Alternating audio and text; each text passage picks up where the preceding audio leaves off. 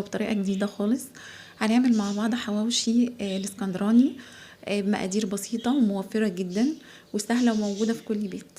يا ريت لسه أول مرة يشوف عندي القناة يعمل لايك واشتراك في القناة ويفعل الجرس علشان كل فيديو جديد يوصله. نبدأ مع بعض. أنا عندي هنا ده كيلو دقيق جميع الاستخدامات. هنزل عليه بمعلقة صغيرة من السكر وربع معلقة ملح بس كده. بقى عندي كيلو دقيق جميع الاستخدامات.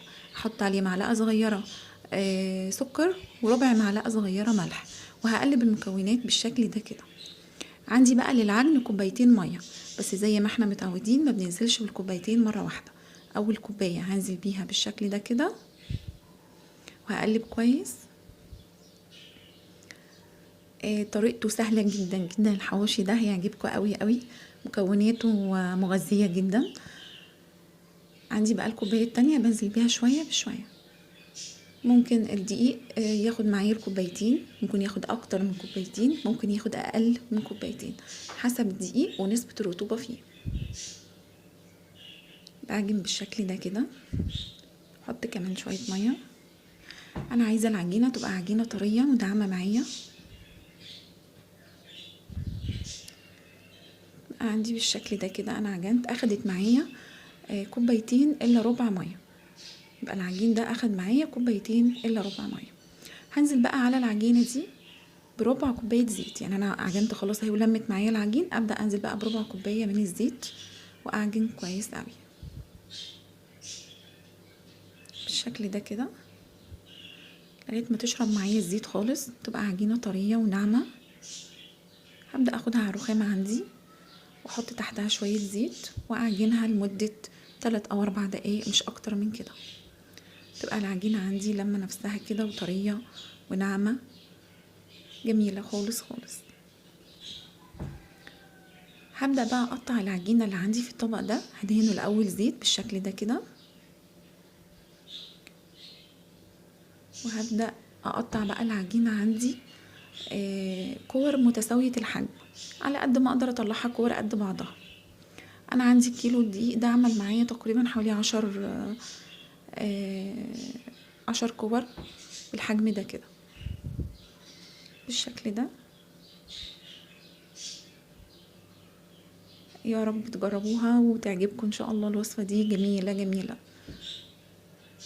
انا بقى بعد ما خلصت تقطيع الكمية عندي كده لازم ادهنها الزيت كويس قوي وهنزل عليها بكيس بلاستيك واسيبها ترتاح مش اقل من نص ساعة. نص ساعة، ساعة الا ربع ساعة، زي بقى حسب وقتك. انا عجنتها وركنتها كده على جنب تريح لغاية لما اجهز معايا خليط الحواوشي. انا عندي هنا نص كيلو بقى من اللحمة المفرومة، وعندي 3 بصلات كبار مفرومين، وعندي بطاطساية كبيرة مسلوقة ومهروسة، وعندي جزراية مبشورة ناعم بالشكل ده كده.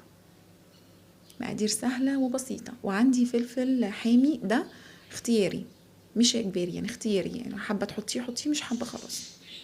يبقى انا عندي هنا بصل والحواوشي سوري واللحمة والجزر والبطاطس المسلوقة نزلت بيهم في الطبق بالشكل ده كده.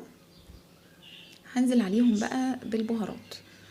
عندي ملح، معلقة صغيرة ملح، وعندي معلقة صغيرة فلفل اسود، وعندي شطة برضو اختياري، وعندي نص معلقة قرفة ونص معلقة زنجبيل. القرفة والزنجبيل تحفة في اللحمة، بودوا اي زفارة في اللحمة والفريخ، يعني اساسي عندي في كل حاجة.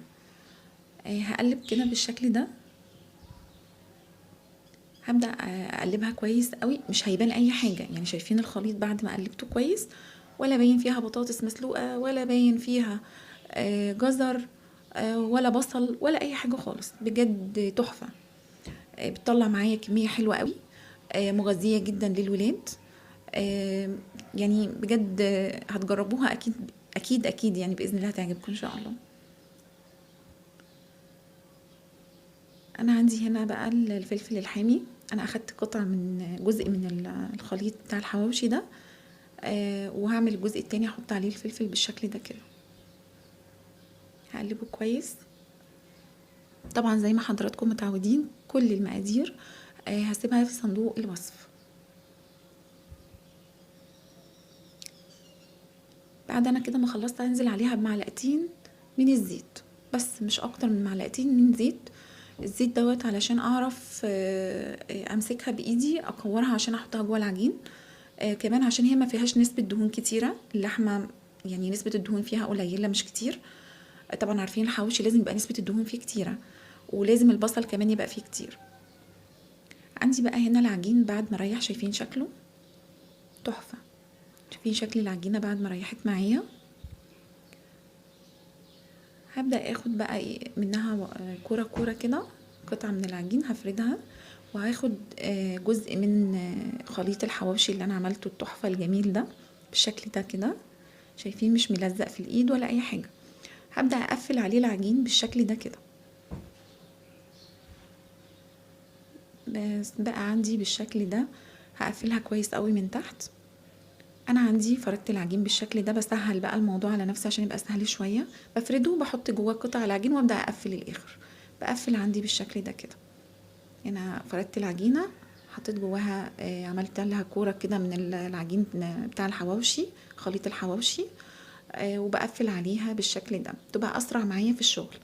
يعني افرد ال10 قطع عجين اللي عندي وبروح موزعه عليهم الحواوشي واقفل مره واحده. شايفين شكله تحفه. ريحته تجنن، يعني الخلطة لسه ما استوتش وريحتها تحفة. مش باين فيها بقى لا جزر ولا بطاطس ولا بصل ولا اي حاجة خالص. عاملة معايا كمية محترمة. عندي هنا بقى هبدأ افرد الحواوشي. هفرد بالشكل ده كده. العجين طبعا مريح معايا. ببدأ ادهن تحتها زيت وفوقيها زيت، لازم الزيت. افرد دي على زيت كويس، يعني لازم بقى كمية الزيت عندي كويسة. انا بقى هسويه في الجريل على النار. ممكن اسويه في الفرن، طبعا ممكن، بس التسوية على البوتاجاز من فوق، على عين البوتاجاز من فوق اسرع بكتير من الفرن.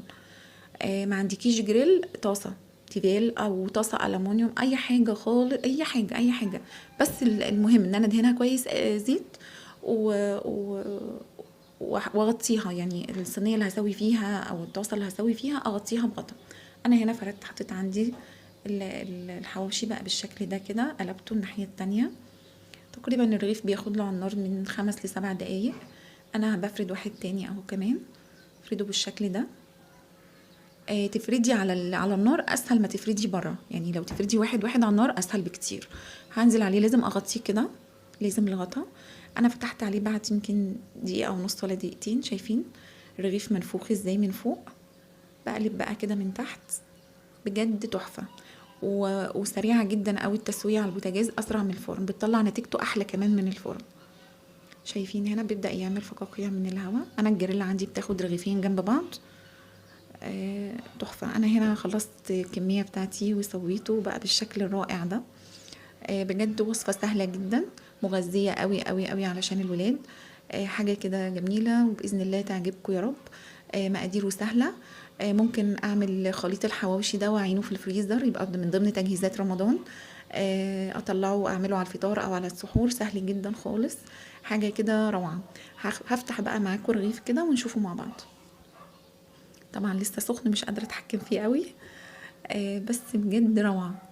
شايفين لونه من فوق ومن تحت، وشايفين الحشو من جوه مستوي وتحفة. حاجة كده. شايفين العيش فاتح ازاي، يعني مفيش رغيف لازق في التاني، كله مفتوح. بجد حاجة روعة.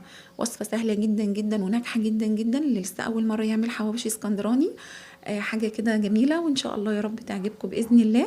يا ريت لو لسه أول مرة تشوفوا القناة عندي تعملوا لايك وشير للقناة واشتراك وتفعلوا الجرس. والسلام عليكم.